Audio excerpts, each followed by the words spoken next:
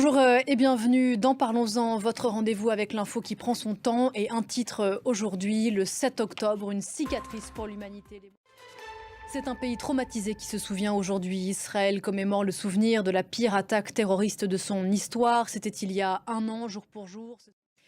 Les attaques terroristes du 7 octobre ont entraîné une réponse immédiate de l'armée israélienne quelques heures à peine après le début de l'attaque. Israël mène la guerre au Hamas à Gaza, mais aussi au Hezbollah, au nord, qui a lancé les hostilités dès le 8 octobre.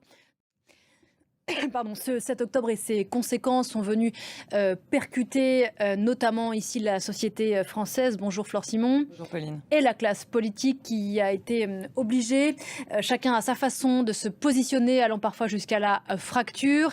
D'abord du côté gouvernement, Emmanuel Macron est depuis un an sur une ligne de crête. Oui, et pour illustrer cette ligne de crête, cet exemple, samedi sur France Inter, le chef de l'État a appelé à ce que les soutiens d'Israël cessent de livrer des armes. Merci beaucoup Flore, c'était le fait politique. On va revenir dans un instant sur ce Proche-Orient, sur le feu et ce 7 octobre et ses commémorations. Mais d'abord une information de Tunisie. L'issue du scrutin ne faisait pas beaucoup de doute qu'Aïs Saïed est donné vainqueur de la présidentielle qui a eu lieu ce dimanche. Et parlons-en, continue juste après ça.